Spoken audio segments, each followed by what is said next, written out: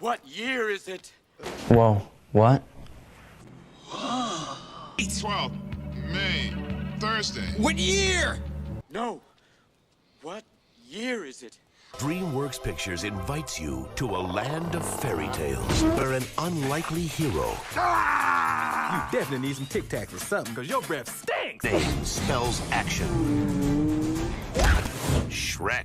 Shrek was released on May 18th, 2001, and today marks the 20th anniversary. So does it hold up? Episode something numbers. I don't keep track with the numbers. I remember watching this movie as a kid. The only Shrek movies I remember watching as a kid was this first one, and the one where he wishes that he was a big scary ogre again. Those are the only two I remember. Was there even a musical? Either way. But I wanted to do this because I have fond memories of watching this movie. When I watched this movie again, it just brought me back when I was 4 or 5 years old. It was just brings back little memories like that. Just fond memories back when, you know, there was no responsibilities. Life was just much more simpler. You're just a kid playing around, you know. It was good times, just good little me time. Film brings back memories like that. So glad I rewatched. Now, is it a good film? Yes, it is. Shrek and how he makes his appearance into like onion, how it has layers. Donkey is hilarious. Fiona is good, and all the other like different characters kind of made at the different amount of fairy tale characters. Even though there's only 3 main characters, so I guess 4. You got like the gingerbread man, 3 little pig, the wolf guy. What else? I don't know. There's like other Pinocchio and his long nose when he lies. Like all the fairy tales that you could think of are in the movie. I just noticed that way more. I was like, oh yeah, they like included everything in it. Cinderella, Snow White, like all that stuff. Little ass king, or he's not even a king, but this guy who wants to be a king, who's very short. He wants to be a king. In order to do that, he gets this mirror thing. This mirror tells him he needs to get with queen, a lady, and he has to pick 3 queens or whatever, sleeping beauties or whatever. And it turns into like a game of like bachelors. Number 1, Cinderella, don't care about her. Contestant number 2, Snow White, and then who cares? Contestant number 3 is Fiona, who's like in a castle with a dragon. Is she made a fairy tale in this movie? Oh god, I don't know what the hell I'm talking about. But either way, he chooses 3, holds a tournament or something like that. But then changes plans when Shrek shows up. Is, you know what, ogre, you save my queen, he will grant the wish swamp being his own. Because they release all the fairy tales into Shrek's swamp. He doesn't like it at all. He says Shrek to get his wife. Fiona doesn't like him. It creates his own issue. He eventually gets defeated. He's just the bad guy for the being bad guy. Mean king that doesn't get what he wants. You know, his shortness and whatnot. Like, that's funny, but it's like, okay, clearly necessary and kind of throwaway.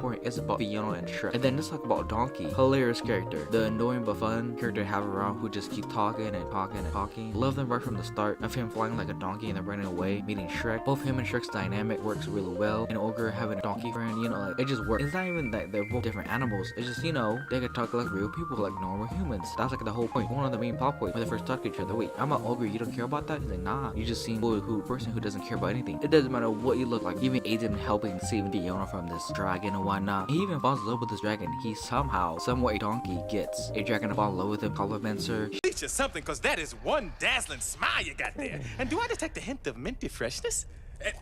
She starts liking it, this dragon, and then they start, I believe they have babies in later movies, right? They have like a donkey half dragon breed baby in later movies. Again, little stuff like that I just remember, but I don't remember full like movie. They even just fall for each other. In the end, the dragon even comes back around, I hope. So that comes back around. Like, it's just hilarious, but also, yeah, this is, you know, this works. And his singing, man, beautiful, perfect, right? Who doesn't love his singing? And then Shrek himself, so he's an ogre, alone and lonely. And throughout this film, it's both a con and a pro. You know, being lonely ain't so bad. Just gets to be alone, scare people. However, again, throughout the film, he truly does not feel that way. Like I mentioned earlier, the whole onion reference, this ogre has layers to him. He's not like a big, green, ugly, scary ogre. He has heart. He has, you know, some personality behind him. And he truly, despite showing off he wants to be alone, truly wants to be someone that he loves. And so whenever all the fairy tales go out of swamp, he gets angry. He goes to the king. King requires him to save Fiona. And so there's a montage of him and Donkey going throughout different lands and stuff and whatnot. And also the music, it reminds me, again, take me back to like early 2000s stuff. Hey Now and Reputation. Music cues like that, it just takes me back. Good old little me back in the early mid 2000s. Trip down memory lane. But eventually, Donkey and Shrek, they get there, get to the castle. And Fiona, I guess her ideal in her sort of very traditional ways, she wants this night kiss her. He doesn't do that. He takes her away, reveals himself. He does not like the fact that it's an ogre. And then both Fiona and Shrek both have expectations from each other. An ogre, big and scary. Fiona, this princess. But no, they both find out throughout. They both have a bond with each other. They both like each other. They both like being around each other. And they both can relate and basically fall in love and whatnot. And that's like the whole thing. When they're traveling back to the castle, and eventually they have to like, you know, say goodbye to